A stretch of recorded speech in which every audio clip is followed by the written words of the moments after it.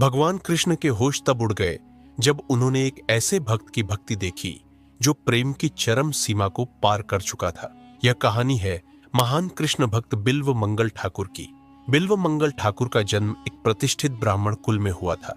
वे अत्यंत सुंदर, विद्वान और सम्मानित व्यक्ति थे। उनके पास एक धर्मपरायण पत्नी थी।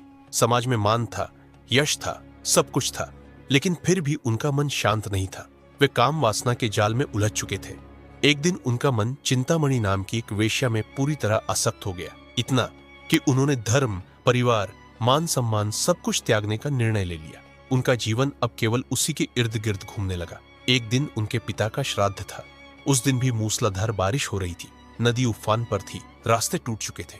फिर भी वे चिंतामणि से मिलने निकल पड़े। नदी पार करने के लिए उन्हें कोई साधन नहीं मिला, तो उन्होंने पानी में तैरती एक सड़ी गली लाश को लकड़ी समझकर उसी का सहारा लिया और नदी पार कर ली। जब वे चिंतामणि के द्वार पर पहुंचे तो उसने यह देखकर आश्चर्य से कहा, यदि इतना प्रेम और समर्पण तुम भगवान कृष्ण के लिए रखते तो आज तुम्हारी आत्मा सच्चे आनंद को प्राप्त कर चुकी होती। ये शब्द बिल्व मंगल के हृदय में तीर की तरह लगे। उसी क्षण उनका अंतर्मन जाग उठा।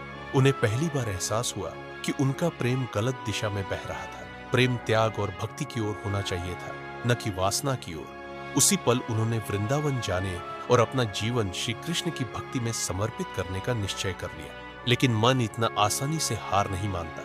मार्ग में वे एक व्यापारी के घर रुके। वहां एक सुंदर स्त्री को देखकर फिर से उनका मन डगमगा गया। उसी क्षण उन्हें अपनी कमजोरी का भयानक एहसास हुआ। वे कांप उठे।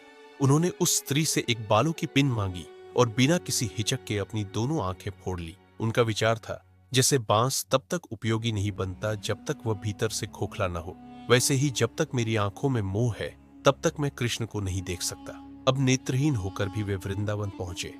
वहां वे दिन रात केवल हरे कृष्ण का नाम जपते रहे। एक दिन एक छोटा सा ग्वाल बालक उनके पास आया।